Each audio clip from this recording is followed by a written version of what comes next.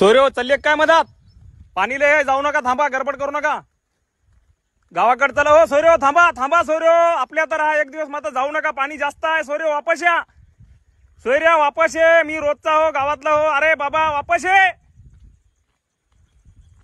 बघू शकता मित्रांनो, हा कवडीचा मित्र आहे. मी त्याला परिचय विचारला पण तो ऐकायचं काय नाव घेत नाही. आणि लोक म्हणतात की तुम्ही व्हिडिओ घेऊ असतो त्याला वाचवायला पाहिजे होतं, पण तो काठावर होता. त्यावेळेसच मी त्याला खूप समजावून सांगण्याचे प्रयत्न केले, पण आता बघू शकता आपण की तो पाण्यामध्ये गेलेले आहेत.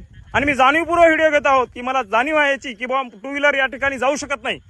आणि पाण्याचा दाब खूप असल्यामुळे टू व्हीलर आणि धाराच्या विरुद्ध दिशेला तो जात आहे, त्यामुळे मी समजवण्याचे प्रयत्न केलेले आहेत.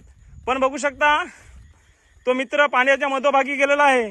आणि खरोखरच या गोष्टीची मला खंत वाटते की मी सामाजिक क्षेत्रात काम करत असताना कोणाचा तरी जीव वाचवण्यापेक्षा त्याचा व्हिडिओ घेत आहे. पण नाईलाज असतो मित्रांनो, पाणी टोंगळ्याच्या वर गेलेलं आहे आणि त्या ठिकाणी मी जरी गेलो तरी काही करू शकत नाही, कारण पाण्याच्या मध्यभागी तो मित्र गेलेला आहे. आणि खरोखरच आता पुढे काय घडेल याची मला काही माहिती नाही. पण मित्रा, तुला समजावून सांगतो, मित्र वापस ये,